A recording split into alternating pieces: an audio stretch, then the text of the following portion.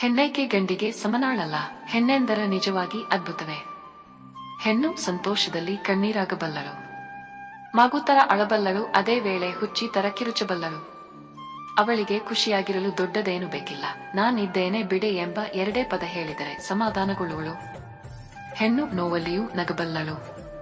ಸಾಕಷ್ಟು ಉಡುಪುಗಳನ್ನು ನೋಡಿದರೂ ಒಂದನ್ನೂ ಇಷ್ಟಪಡದೆ ತಿರಸ್ಕರಿಸಬಲ್ಲಳು. ಅವಳು ಅವಳ ಎಲ್ಲಾ ಸಂತೋಷವನ್ನು ಅವಳು ಪ್ರೀತಿಸುವ ಒಬ್ಬರಿಗಾಗಿ ಬಿಟ್ಟುಕೊಡಬಲ್ಲಳು. ತನ್ನಿಷ್ಟದ ಹುಡುಗನನ್ನು ಅಪ್ಪಿಕೊಂಡು ಜಗತ್ತನ್ನೇ ಮರೆಯಬಲ್ಲಳು.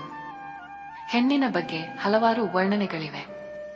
ನಮ್ಮನ್ನು ಹೆತ್ತ ತಾಯಿ ಹೆಣ್ಣು, ಸೃಷ್ಟಿ ಹೆಣ್ಣು, ಹೊತ್ತ ಭೂಮಿಯು ಹೆಣ್ಣು, ವಿದ್ಯೆ ಕೊಡೋ ಸರಸ್ವತಿ ಹೆಣ್ಣು, ದುಡ್ಡು ಕೊಡೋ ಲಕ್ಷ್ಮಿ ಕೂಡ ಹೆಣ್ಣು, ಕಾನೂನು ಹೇಳು ನ್ಯಾಯ ದೇವತೆ ಹೆಣ್ಣು, ಜೊತೆಗೆ ಹುಟ್ಟಿರುವ ಅಕ್ಕ ತಂಗಿರು ಹೆಣ್ಣು, ಮದುವೆ ಆದ್ಮೇಲೆ ಜೀವನ ಹಂಚಿಕೊಳ್ಳುವುದು ಹೆಣ್ಣು, ಎಲ್ಲಾ ಕಡೆ ಹೆಣ್ಣೆ ಇದ್ಮೇಲೆ ಅವರು ಯಾಕೆ ಗಂಡಿಗೆ ಸಮ ಅಲ್ಲ?